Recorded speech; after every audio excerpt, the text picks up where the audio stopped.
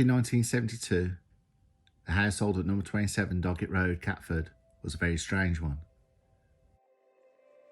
The owner of the house, the West Indian metalworker Winston Goode, had quarrelled with his wife and taken up permanent residence on the lower ground floor. His estranged wife lived on the ground floor with their 5 children.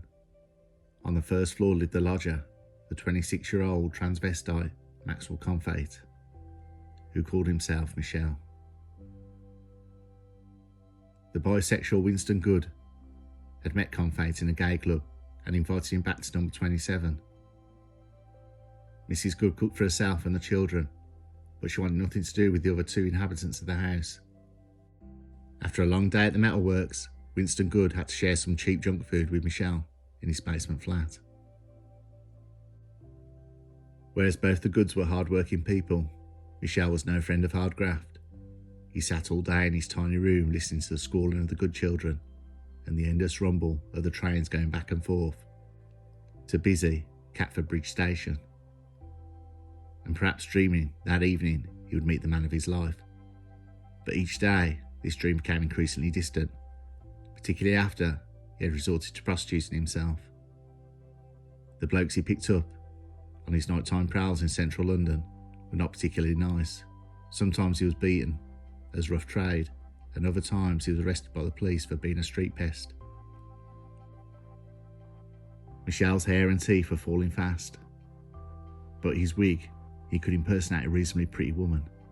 In contrast, his landlord, Winston Goode, cut such a ludicrous figure in a female attire that most of his cross-dressing activities were confined to the lower ground floor premises at number 27 Doggett Road.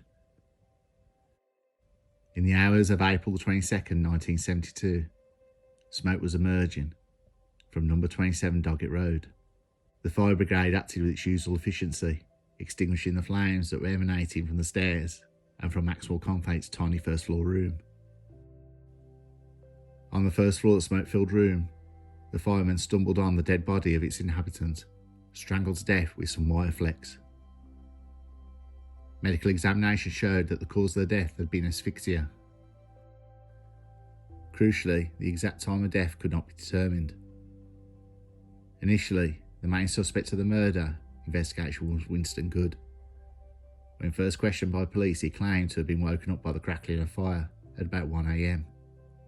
He had dashed upstairs to save his wife and children before calling the fire brigade from a telephone box. But here he was lying, since the fire brigade had in fact been called by a neighbour, roused by Mrs. Goode, and why, if Goode had dashed up the stairs in a great hurry, was he fully dressed when the firemen arrived? Both Mrs. Goode and the fire station officer thought his behaviour at the scene was very odd indeed, like if he'd just been through something much worse than finding the house on fire. Earlier the day of the murder, Mrs. Goode had heard her voice scream, "I've a good mind to gas all of you and leave you," in the downstairs flat. Had the volatile Winston Goode murdered his boyfriend after the faithless Michelle had decided to leave him for another man? Goode was harshly questioned by police, but made no admission of guilt. A few days later, he was admitted to Bexley Psychiatric Hospital in a very confused state. As Winston Goode was languishing in the Bexley Asylum, the police investigation of the murder of Maxwell Confait took an entirely different turn. A gang of teenage hooligans had been starting fires in the neighbourhood of Doggett Road. The 18-year-old Colin Lattimore had been observed near one of the fires. When routinely picked up and questioned by the police, he admitted not just to starting the fires, but also to murdering Maxwell Confait. His 2 accomplices had been the 15-year-old Ronald Layton and the 14-year-old Ahmed Salil. They got into number 27 Doggett Road through the side door, but there was none accessible. They ran upstairs, murdered Maxwell Confait just for the fun of it, and lit a fire using paraffin. But the fire had been done with petrol. They said they extinguished it, but the fire had been burning merrily when the firemen arrived. Although Colin Lattimore was quite feeble-minded with a mental age of 8, and although Layton was an underage dullard, the police kept on grilling the boys without the presence of the parental solicitors. until confessions had been extracted from all three. The boys later alleged they had been struck and pushed around to make confessions. Winston Goode now was quite forgotten. All three boys were charged with the murder of Maxwell Confait. When they were on trial at the Old Bailey, Mr. Justice Chapman described the murdered man to the jury with remarkable words. He was an odd creature, and indeed it may even be your view that he has been no great loss to the world. This judge was also quite hostile to the three accused boys in the summing up.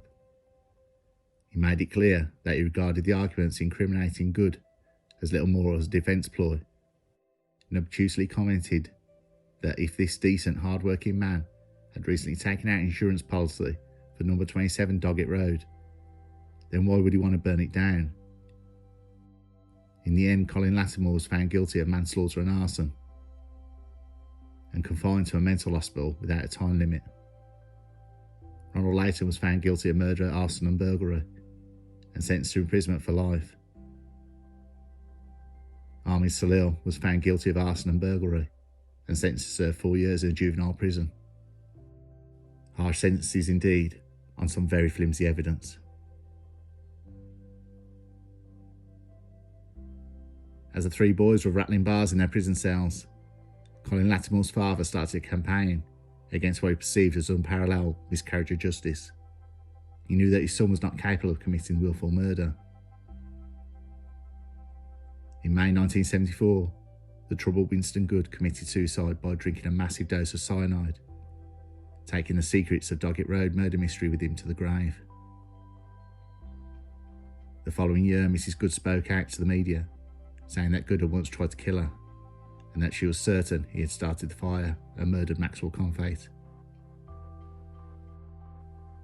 In October 1975, Mr. Lattimore finally succeeded in getting the case reheard in front of a court of appeal. The absence of a good estimate of the time of death proved a crucial point. The two distinguished forensic specialists, Keith Simpson and Donald Tier, suggested that Confait might well have been murdered much earlier than presumed, at a time when the boys had solid alibis. Accordingly, they were all freed, and considerable odium was heaped upon Catford detectives, Detective Chief Superintendent Alan Jones, and in particular, an overly severe Mr. Justice Simpson.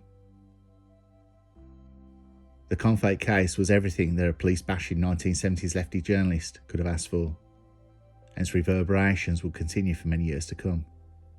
In 1978, the former High Court Judge Sir Henry Fisher chaired a commission that looked into the handling of the case. Controversially, he stated that despite being free of the Court of Appeal, two of the boys were still guilty on balance of probability. But in the meantime, the police investigation had resumed, led by Detective Chief Superintendent John George. In a report submitted to the Director of Public Prosecutions, he identified a man named as Douglas Franklin as Confait's murderer, and another man, Paul Pauley, as a witness to the murder. These two had confessed to being present when Confait was murdered, although they denied committing the crime themselves. One of them was already serving a 10-year prison sentence, and Franklin committed suicide soon after being questioned by detectives, meaning that he was never prosecuted. Importantly, John George proposed that Confait had been dead for more than 48 hours when found, implying that both in the early police investigation and the medical report on the corpse had been deeply flawed. In 1980, another inquiry led to the Attorney General Sir Michael Havers proclaimed the three boys to have been wholly innocent of the murder. The following year, they received a total of £650,000 in compensation. The murmurations of the Catford detectives continued. However, since they remained convinced of the guilt of the three boys, they disbelieved John George's story of the two men and thought it quite suspicious that the main suspect was a dead man. As for Sir Henry Fisher, he stubbornly refused to concur with Havers' report, although being tarred with the same brush as the detectives in the press. In 1980, the journalists Jonathan Kaplan and Christopher Price, who criticised the police in their spicy book The Confait Confessions, had to apologise to Alan Jones for the book's contents.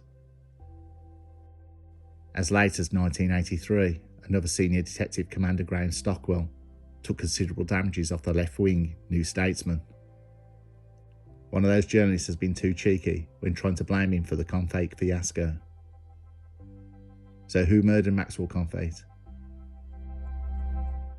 The case against the three boys does not appear to be strong, and it is reasonable to suggest that the police extracted confessions from the foolish, suggestible youngsters, perhaps using questionable methods in doing so. But according to a 1985 newspaper report, the now 32-year-old Colin Lattimore gave evidence how a fire had started in his brother's flat, killing one of his nephews and badly burning another.